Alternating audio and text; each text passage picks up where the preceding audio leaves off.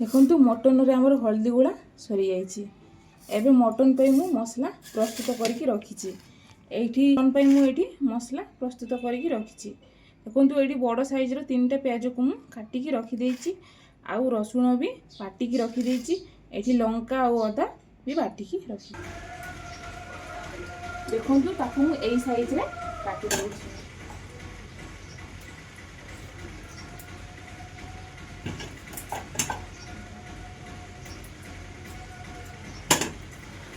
देखु आलू कटा आमर सरी जाइए। कढ़ई भी आमर गरम हो जाइए। एबे मु सरिष तेल पकई दउछि।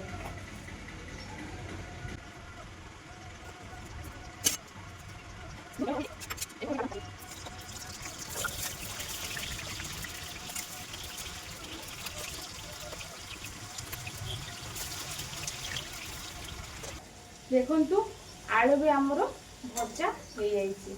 एबे आपको आमे गोटे जगह काढ़ी दबु। तो गोटे प्याज पत्र पकई दउछि। आउ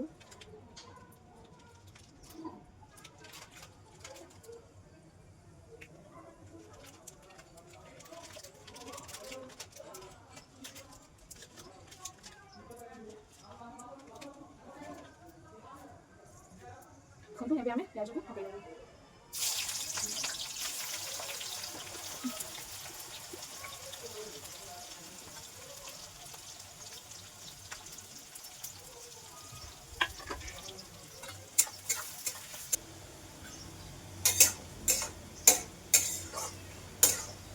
देखु प्याज आमर हो जाइए। एबे आमे लंका गुंड और हल्दी गुंड पकई दबा।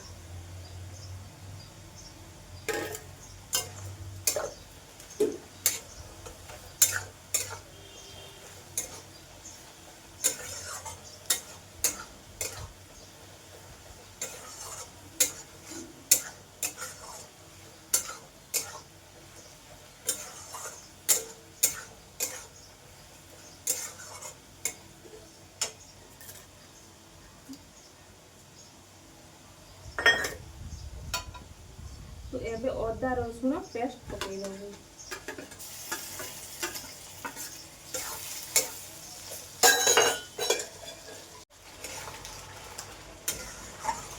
देखु मसला आमर भल से कषि हो मसला रे तेल भी छाड़ी देइछि। एबे आमे मटन को पकई दबु।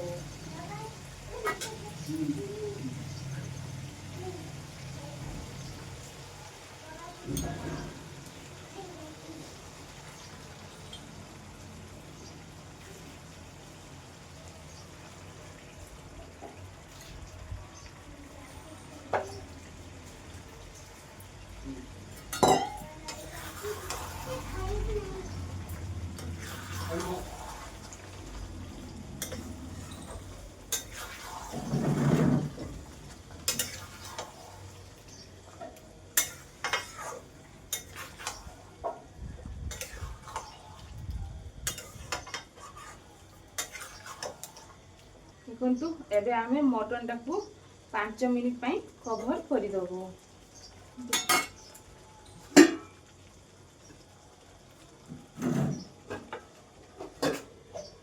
कवर काढ़ी चेक करिवु।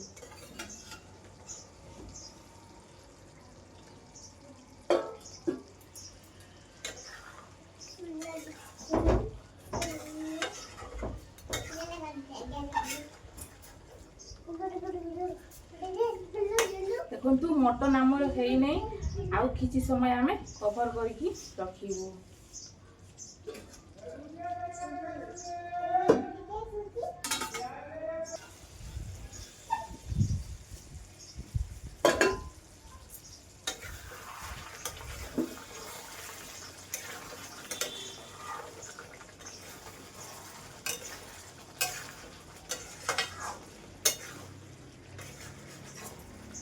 एबे आमे भजा होगी रखाई आलू को पकई दबु।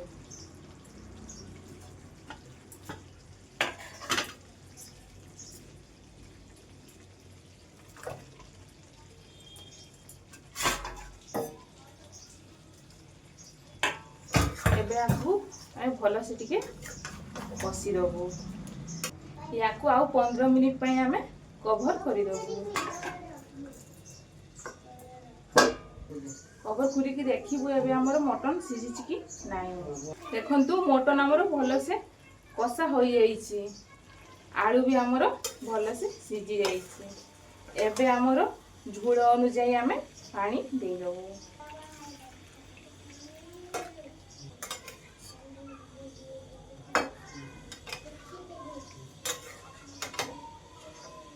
ଏବେ ଆକୁ ଆମେ ବିନା କଭରରେ ଫୁଟିବା ପାଇଁ ଟିକେ ଛାଡ଼ିଦେବୁ।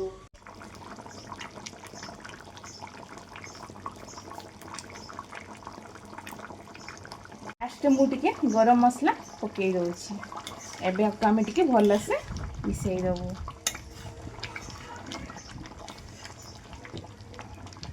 ଦେଖନ୍ତୁ ମଟନ ଝୋଳ ଆମର ପୁରାପୁରି ପ୍ରସ୍ତୁତ ହେଇଯାଇଛି। ଏବେ ଆମେ ଗ୍ୟାସକୁ ବନ୍ଦ କରିଦେବୁ।